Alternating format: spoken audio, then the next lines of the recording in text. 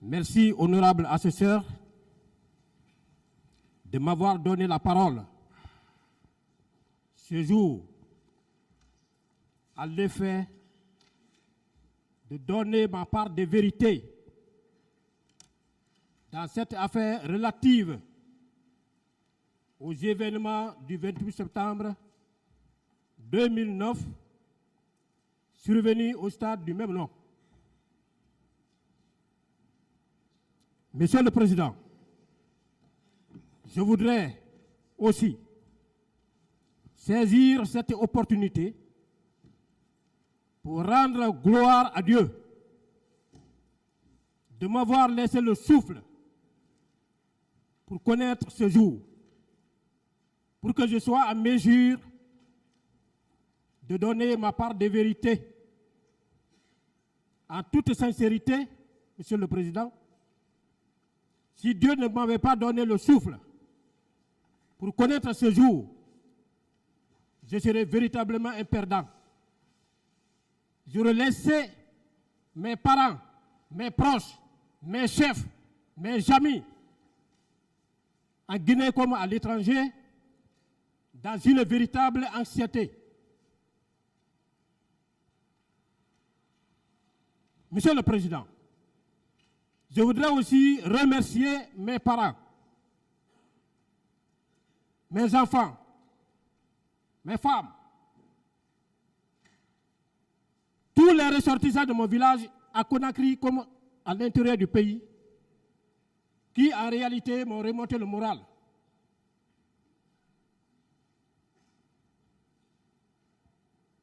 Je suis frustré, je suis déçu. Je ne m'attendais pas à être dans cette situation aujourd'hui. Je vais vous le développer, Monsieur le Président. Monsieur le Président, honorable assesseur, je voudrais aussi remercier Monsieur le Président de la République en toute sincérité, qui a eu le courage d'ordonner à ce que ce procès ait lieu. Je remercie également Monsieur le ministre de la Justice, garde des Sceaux. Il est vraiment un ministre des droits de l'homme qui a su mettre en exécution la politique pénale du gouvernement. Monsieur le Président, depuis le 28 septembre 2022, je suis installé dans le box des accusés. J'ai beaucoup entendu, j'ai beaucoup vu, j'ai beaucoup compris. Ce qui m'amène d'ailleurs, Monsieur le Président, à articuler mes moyens de défense autour de 4 points. Le premier point, je parlerai de moi. Je parlerai de ma personnalité.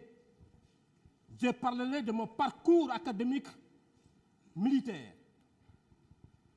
Je ne le fais pas pour me lancer des fleurs, mais je le fais parce que j'ai vu qu'il y a eu des propos de nature à désorienter votre tribunal sur le plan militaire. Ça ne marchera pas. Je serai très clair pour vous donner tous les détails qu'il faut. Mais d'ores et déjà, Monsieur le Président, soyez rassurés que ce procès, les Guinéens n'allaient même pas y penser. On n'allait pas penser à un procès issu du 28 septembre. Si le procès a eu lieu, s'il y a des événements graves de nature à aller dans le sens de l'organisation d'un procès pénal, c'est parce que quelque part, il y a d'autres militaires qui n'ont pas su respecter la déontologie, l'éthique qui régissent le fonctionnement de leur corps.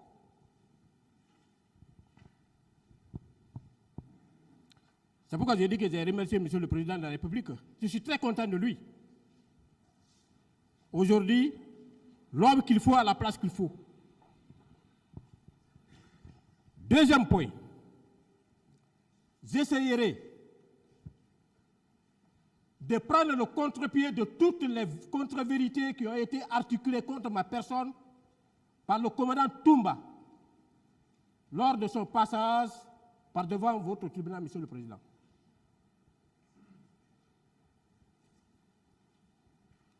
En troisième point, je parlerai des événements du 28 septembre. Ce que j'ai pu faire.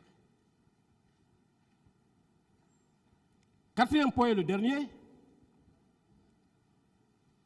j'apporterai des discussions sur les infractions à me reprocher qui sont contenues dans l'ordonnance de renvoi qui saisit votre auguste tribunal, Monsieur le Président. On en parlera. C'est aujourd'hui qui est arrivé. C'est aujourd'hui qu'on qualifie le colonel Blaise comme un assassin, comme un meurtrier, comme un complice de viol, comme un bagarreur ayant entraîné des blessures. On en parlera. Comme un voleur à main armée et complice d'un voleur à main armée.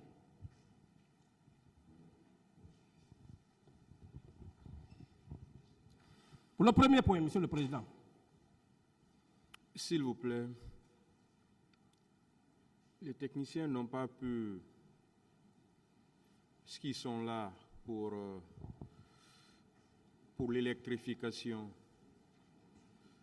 Je pense qu'on va suspendre pour un instant en attendant de régler ce problème. L'audience est suspendue.